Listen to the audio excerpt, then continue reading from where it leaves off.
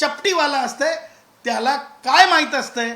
कारण जरंगे जे आहे स्वप्नामधलं कुस्ती खेळत राहतो, स्वप्नातली कुस्ती खेळत राहतो, स्वप्नातली कुस्ती खेळत राहतो. सदावर्ते साहेब मराठा समन्वयक आणि अभ्यासक आहेत संजय लाखे पाटील. मनोज जरांगे यांच्यावर सडकून टीका केली आहे. ते म्हणतायत मराठा आरक्षण हा जगन्नाथाचा रथ आहे, पण जरांगेंना वाटतं की मी हा रथ एकटाच ओढतोय. त्यांच्या नेतृत्वावर प्रश्नचिन्ह उद्भवत आहे. त्याचं कारण लक्षात ठेवा, जे राष्ट्रवादी काँग्रेसचे जे हे आहेत वयोवृद्ध पुढारी शरद पवार गटाची जे काही म्हणजे सहकारात जी लोक आहेत त्या लोकांच्या अनुषंगानं आजकाल कसं आहे माहिती आहे का, ह्युमन रिसोर्स पुरवला जातो जरंगेला. साधन सामुग्री असेल, ह्युमन रिसोर्स असेल, त्याचबरोबर उद्धवचे जे काही उरले सुरले आहेत त्याच्या माध्यमातून ह्युमन रिसोर्स पुरवला जातो. आणि त्यामुळे जरंगेमध्ये एक आविर्भाव तयार झालेला आहे की जरंगे म्हणजे सब कुछ सर्वांकश, परंतु जरंगे कुछ भी नहीं है, कुछ भी अंकश नहीं है.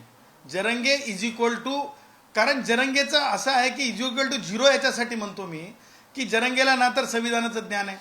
जरंगे आज कसा व्यक्त झाला, म्हणे मी GR चॅलेंज करतो. अरे GR कसा चॅलेंज करतो, ज्या मागासलेपणाच्या आधारावर मंडल कमिशनला सर्वोच्च न्यायालयाने नक्की निश्चित केलेलं आहे, स्थिर स्थावर केलेलं आहे.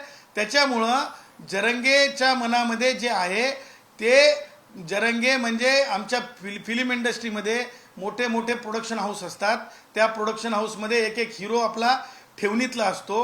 प्रोडक्शन हाऊसमधले हिरो ठेवणीतले असतात, सिरियलमध्ये सुद्धा ठेवणीतले हिरो असतात. म्हणजे त्या प्रोडक्शन हाऊसचा त्या सिरियलमधला एक ठेवणीतला हिरो काढायचा आणि त्याला चालवत राहायचं. तशा प्रकारे जरंगे सुद्धा एका राजकीय ठेवणीतला आहे आणि त्या ठेवणीतला असल्यामुळं जरंगेला असं वाटतंय की शरद पवार उद्धव म्हणजे सर्वंकष महाराष्ट्र आहे.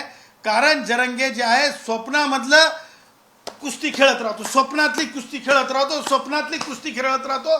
जरंग्याला खरी कुस्ती माहीत नाही, खरं मलखांब माहीत नाही. आणि तुम्हाला सांगतो, जे चपटीवाला असतंय त्याला काय माहीत असतंय, असं ते एकूण जरंगेच्या बाबतीतलं प्रश्न आहे. आता isakal.com आहे देशातील नंबर 1 ची मराठी न्यूज वेबसाईट. प्रत्येक अपडेटसाठी isakal.com ला नक्की भेट द्या.